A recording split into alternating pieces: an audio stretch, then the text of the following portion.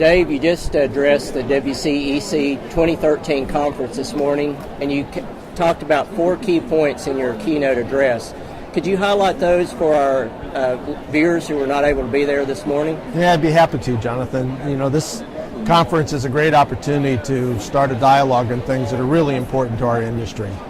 We talked about things like technology and the fact that technology today really needs to take the step forward. We've done a lot in our industry in investing in it, things like predictive modeling, things like communication with claimants using push technology, but we've got to get it into the real world. We have to all understand that we need to embrace change, and whether it's at the examiner level, company level, or the employer level, we have to understand if we're really going to use this technology, now is when we have to embrace it and allow change to happen. Second thing we talked about is quality. And quality is something that's been part of our industry since day one, but we really need to think about quality a lot differently. It's not just a monolithic conversation about quality that's really plays out in terms of audits at a point in time. We have to think about quality in terms of what are we trying to achieve. There's a compliance component that's made of absolutes. Did you do it? Didn't you do it? It's important for statutory reasons, important for carrier compliance, but there's a whole nother part of it that's really about performance. And how do you look at a claim differently, at a different point in time, looking at different things, so that you can give to the examiners, give to the nurse case managers information to allow them to change the way that they're behaving, to change the outcome for the better. We have that capability these days. The technology has helped us as well. We have, as they say, big data, so we know what's going on in the claims. The next thing we have to look at is legislation. We are an industry that's guided by statutes.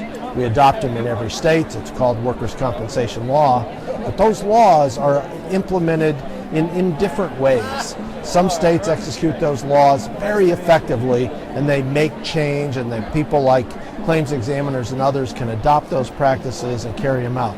There are other states where those laws are under attack, and there's individual groups that are looking to find ways, how can they erode it for their own reasons? At the end of the day, this system was founded on a no-fault way to have a worker in this country who gets hurt on the job to receive good health care and allow them to return to work as quickly and as productively as they can. And we're losing sight of that a little bit in some states, and that I think is really critical. The last thing we talked about is the Affordable Care Act. A lot of people are sort of dismissing that at this point, saying, hey, it's not a workers' compensation issue, it hasn't evolved yet, there's a lot of time left, and I agree with that. But health care in this country is going to change as a result of the Health Care Act. We're going to change the way people access it, we're going to change the way we reimburse, we're going to change the way we measure quality. All of that outside of work comp, I admit. But that's a tremendous opportunity for us in the workers' compensation field to look at those changes and say, how can we be part of that? How can we help our industry receive better health care for the injured workers as part of the overall health care? So a lot of issues going on, a lot of opportunities. It's a great forum here to begin that dialogue and carry it forward, and I'm excited about being here.